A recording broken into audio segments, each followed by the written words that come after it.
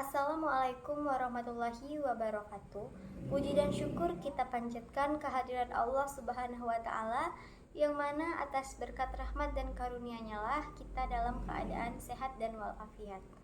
Pertama-tama, saya ucapkan terima kasih kepada dosen pengampu mata kuliah drama, Ibu Dr. Randa Yusrade MPD dan Bapak Dimas Anugrah Adiatmo MPD. Baiklah, di sini kami dari kelompok 5 akan mempresentasikan hasil diskusi kami yang berjudul Acting dan Ujian Pertama dalam Acting, yang beranggotakan saya Nabila Syakila dengan NIM A1B124027 sebagai pemateri pertama, dan rekan saya Indana Zulpa dengan NIM A1B124028 yang akan menjadi pemateri kedua. Baiklah, langsung saja. Di sini saya akan menjelaskan tentang acting. Saptaria pada tahun 2006 menyatakan bahwa acting adalah sebuah pekerjaan, yakni pekerjaan yang membutuhkan panggilan jiwa yang harus dijalani dengan kepedulian dan ketekunan yang sangat tinggi. Sehingga dapat kita simpulkan bahwa acting adalah seni atau keterampilan dalam memerankan suatu karakter di dalam cerita, baik di dalam film, teater, televisi, maupun media-media lainnya. Seorang aktor atau aktris harus menggunakan ekspresi wajah, gerakan tubuh, suara, dan emosi untuk menghidupkan karakter dengan naskah dan arahan sutradara. Nah, di dalam acting ini kita perlu mengetahui beberapa materi yang harus kita pelajari. Yang pertama itu adalah dasar-dasar acting. Nah, pada dasar-dasar acting kita dikenalkan dengan konsep dasar acting, yaitu bagaimana cara menyampaikan peran dengan meyakinkan di atas panggung ataupun di depan kamera. Yakni kita harus memahami konsep dasar acting terlebih dahulu. Nah, di sini kita akan belajar teori dasar acting, termasuk perbedaan antara acting di teater dan di film, serta prinsip realisme di dalam acting, dan bagaimana cara menghidupkan peran dengan cara yang natural. Lalu kita juga belajar tentang teknik vokal dan artikulasi. Nah, latihan vokal bertujuan agar suara aktor terdengar jelas oleh penonton, terutama dalam teater yang tidak menggunakan mikrofon.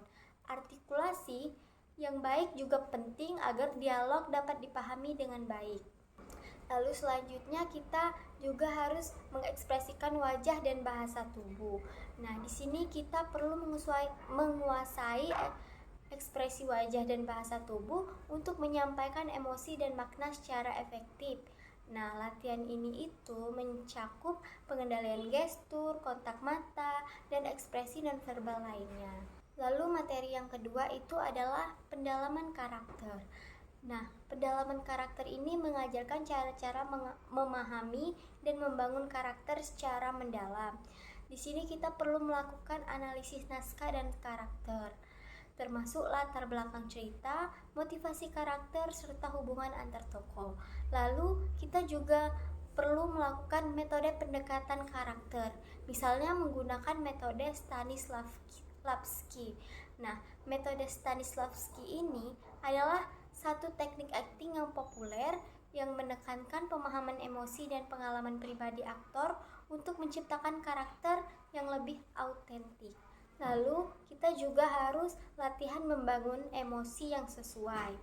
Nah, sebagai aktor, dia harus berlatih mengakses dan mengekspresikan emosi dengan cara yang realistis dan relevan dengan adegan yang akan ia mainkan.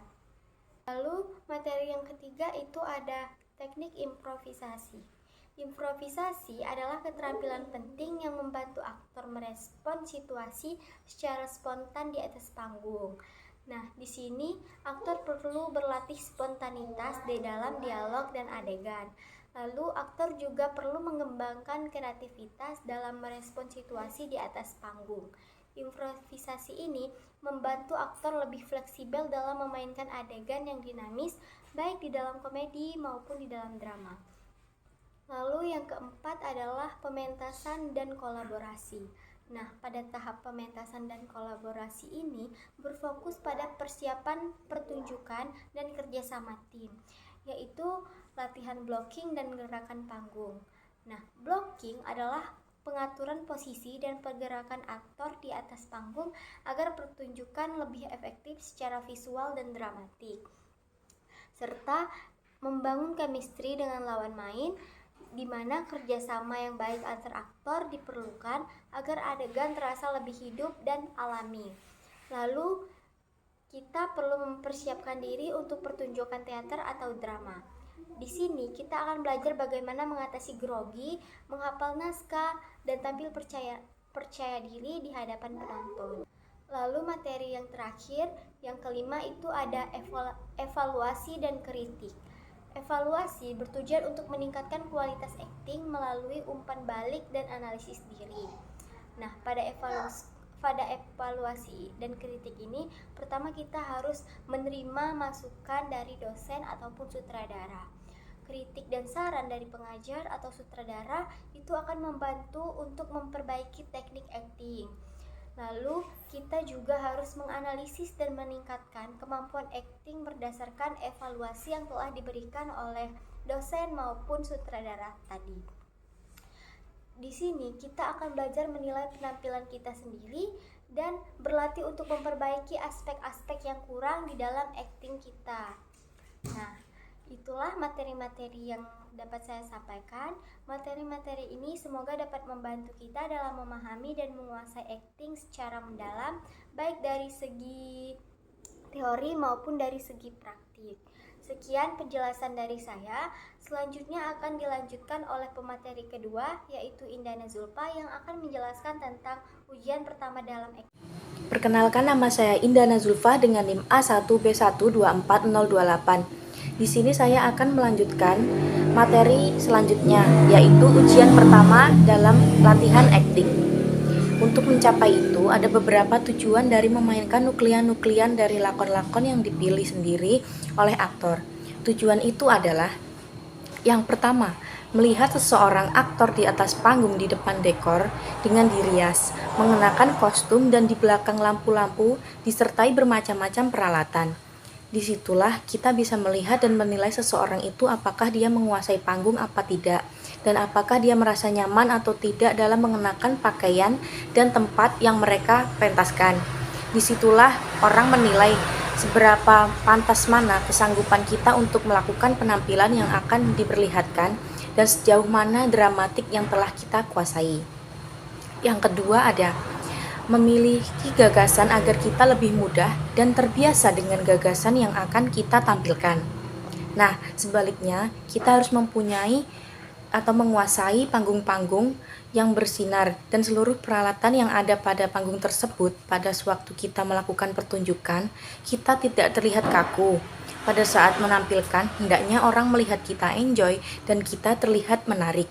Disitulah kita merasa apakah kita telah menampilkan dengan sempurna apa belum semuanya itu. Yang ketiga yaitu melihat situasi panggung sehingga sewaktu kita melakukan pertunjukan kita tidak kaget melihat apa yang ada di atas panggung tersebut. Nah, dengan ini kita memberikan kesan yang cukup menyenangkan dan kita merasa betah dalam ruangan yang dipersiapkan. Berkat bantuan dalam ruangan yang dipersiapkan, berkat bantuan imajinasi, kita melihat adanya kesamaan antara tempat pertunjukan dengan kamar kita. Dari situlah kita mulai timbul rasa pede. Yang keempat yaitu, kita harus benar-benar menguasai materi yang akan kita tampilkan. Pada sewaktu kita berada di atas panggung, hal yang pertama mengganggu kita itu yaitu kekusukan, ketenangan, dan ketertiban yang menguasai kita segala-galanya. Rasa takut dan kepauan penonton terasa lebih kuat daripada selama ini kita sudah siap untuk melakukan semua yang terdapat untuk memberikan kepada mereka. Namun, semua yang kita miliki tetapi dalam diri terasa kosong. Ketidakberadaan untuk melakukan sesuatu mustahil. Nah, dari situlah kita harus benar-benar menguasai semua materi yang akan kita tampilkan. Yang kelima yaitu, kita harus memiliki disiplin diri yang kuat dalam segala hal. Untuk menjadi seorang aktor yang baik dan sukses, kita harus memiliki disiplin diri yang kuat dalam segala hal. Aktor yang baik selalu melatih dirinya sendiri berlatih, merias diri yang cocok dengan tokoh yang akan diperankan. Yang keenam yaitu, Kita harus merencanakan adegan-adegan pemain dan mengatur perlengkapannya. Sebelum latihan dimulai, sebagai seorang pemain dalam suatu pementasan, kita harus merencanakan adegan dan mengatur pemain untuk mengatur perlengkapannya. Untuk menjadi seorang aktor, kita juga harus hafal dialog yang akan kita ucapkan serta adegannya kita harus ingat. Begitu juga lawan main dan seluruh pemain juga harus hafal dialog dengan adegan suatu cerita supaya pementasan tidak kacau. Yang ketujuh yaitu aktor tidak boleh terfokus pada satu gerakan saja. Karena kita akan melihat monoton, bahkan kita tidak dapat mengendalikan cara-cara ini akan mengendalikan kita. Yang kedelapan yaitu sering berlatih dapat membuat kita terbiasa dengan tempat latihan dan tokoh yang dimainkan akan terasa ada di dalam diri kita. Sehingga kita dan lawan main kita akan berhasil mencocokkan adegan demi adegan dan kita tidak lagi merasa adanya ketimpangan yang terlalu tajam. Yang terakhir yaitu kita jangan terlalu takut dan cemas terhadap cahaya-cahaya lampu pada saat di panggung. Untuk menjadi seorang aktor, kita jangan takut akan hal-hal itu, yang rasa itu sendiri akan membuat kacau adegan kita. Supaya kita dapat tampil memukau dan mendapat dorongan, kita harus memandang penonton itu dan melihat ekspresi dari penonton itu sendiri. Jadi kesimpulan dari kelompok kami yaitu, acting adalah keterampilan yang membutuhkan latihan dan pemahaman mendalam terhadap karakter dan situasi dalam naskah. Sedangkan ujian pertama dalam acting adalah kesempatan bagi mahasiswa untuk menunjukkan pemahaman mereka tentang dasar-dasar seni peran, baik melalui monolog, dialog, improvisasi, maupun analisis karakter. Melalui proses ini, mahasiswa belajar untuk lebih percaya diri dan mengembangkan teknik acting yang lebih baik. Sekian dari saya. Wassalamualaikum warahmatullahi wabarakatuh.